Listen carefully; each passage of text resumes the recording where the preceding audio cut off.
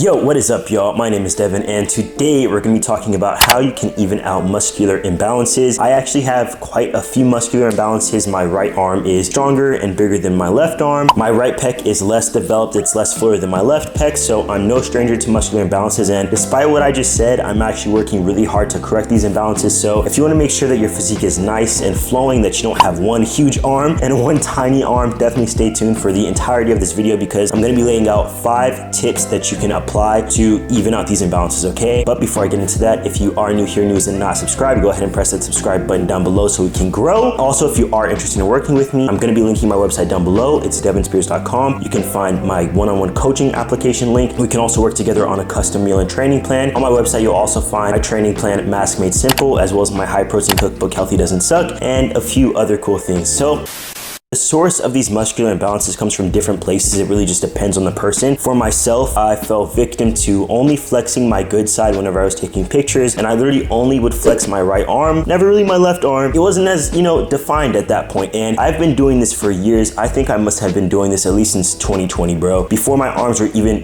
something to be oohing and awing about, I just always only flex my right arm, probably because I'm right-handed, right? Another way that you can develop these muscular imbalances is also occupationally. So I had a homie tell me that his right side is actually much more defined in terms of his legs, his calves, his shoulders, his biceps, his triceps. His entire right side is more defined because he works at Disney and he carries around a camera all the time. I don't know if this is how he carries the camera around, but he's always carrying a camera around. That's an occupational muscular imbalance, and it still needs to be approached the same way via training. And also, obviously, if you can, move the camera to the other side. I don't know if the pictures would come out terrible. The first way that we're going to be helping even out that muscular imbalance is by doing unilateral training. When we say unilaterally, that literally means one side at a time. For example, if your biceps, one is stronger than the other, you'd be doing a single arm cable curl. I prefer cable curls for this. I think that the tension really is just bar none. I think that it's amazing for this specific reason. It's going to be the best thing that you can do. If we're looking at a chest imbalance and you would want to do chest cable fly, where each side has to work independently of each other and there's no chance that the stronger side is going to take over. If you're trying to fix out a muscular imbalance and you're doing an easy bar curl, well, your stronger side is always going to take over on the weight, and you might not notice because this side is helping out a little bit. The weight's not uneven like this, but the whole time your stronger side will just be taking over. So definitely make sure you're doing movements where one side is working independently of the other, right? And always start out with those movements. If your chest is lacking, if one side is lacking compared to the other, do you want to start off doing a bench press? No, you want to start off with that unilateral movement so you have nice even blood flow. Both sides of your pecs are activated. You might be less strong at that big heavy lift that you're going for, but if your physique is going to benefit in the long term from it, it's 1000% worth it. The second thing that you're going to do is always start off with the weaker side. So for those unilateral movements, it makes 0 sense to say my right arm is stronger, so I'm going to start off with my right arm. Don't do that. Always start off with the weaker side and then count how many reps you did on that side, how much weight you used on that side, and apply it to the stronger side and match that. If you're doing a curl and your left arm can only do 15 reps, that's as much as you can squeeze out. Your right arm is also going to do 15 reps. It's not going to be, I can only do 15 reps here, I'm going to do 30 reps on this side. That is not going to help your imbalance. It's just going to make it worse. I've been training for a long time, and I've made the most progress that I've ever made in my entire lifting career within the past year, right? And that's not because I was half-assing it before. That's because I've doubled down on being meticulous about my training within the past couple of months. Something that's going to help you out big time is tracking your lifts. I can't tell you how many times I talk to people and I'm like, hey, do you log your workouts? Do you use like rep count, heavy? What do you use to log your workouts? And they're like, I keep a number in my brain. Bro, like, you are not that guy. You're not that person. You're not that baby. You're not them like that, okay? You're not Albert Einstein, and you don't have this collective of numbers, just, a beautiful mind just going through your head, okay? Log your lifts. It's gonna make a huge difference. You're not better than anyone else, and people who are really on top of their shit do log their lifts. I used the 20-pound dumbbells for curls. I got 25 reps this week. I'm gonna hit at least 26 reps. I promise you, you're adding a brick in the wall, brick in the wall, brick in the wall. Every single time you look at your past session, you try to outdo that, you try to move it smoother, you try to use more weight, you try to add another rep. You're going to build muscle. You're gonna even out that imbalance. But if you're like so stuck in your ways that you refuse to log your lifts and you're like, well, I'm pretty sure I did 15 reps last time and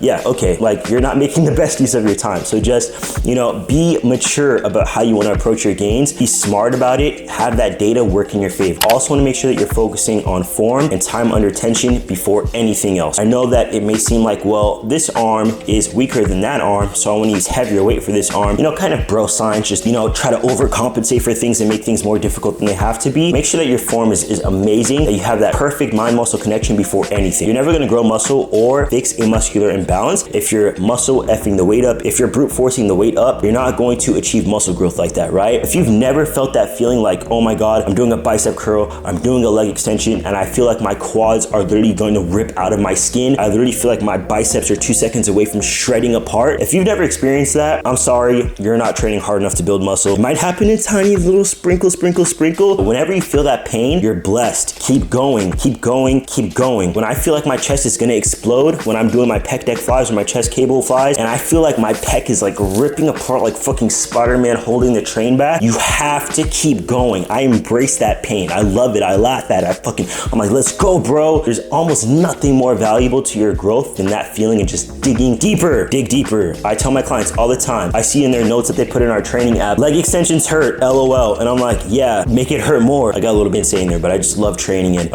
I hate for people to go to the gym and just, you know, spend a lot of their time in the gym, think that they're putting forth all this effort and they're really leaving a lot on the table, because that's not the best way to spend your time. So freaking importantly, do not overdo it. I think that trans masculine people in particular fall victim to this. If I hear one more trans guy or trans masculine person tell me that they're doing push-ups every day, I'm gonna go insane. Y'all, we do not need to be doing push-ups every single day to build our pecs. Your 50 push-ups a day may be like a way to sharpen your mind and make you feel like you're David Goggins or whatever, but in all actuality, if you're having 1 to 2 days where you're dedicating 2 to 3 exercises for your chest that is actually building upon over time, you're gonna see much more chest growth than doing 50 push-ups a day. And keep in mind that muscle grows when you're resting. If you're putting your chest through activation every single day, when is it gonna recover? You're also gonna be putting a lot of stress on your rotator cuffs, because most people don't do push-ups the correct way and they're putting all the stress on their shoulders. So you don't have to, and you should not be training a muscle group every single day. If somebody tells you that they train a muscle group every single day, you gotta look at them a little like, bow wow? Really? It's a little sus.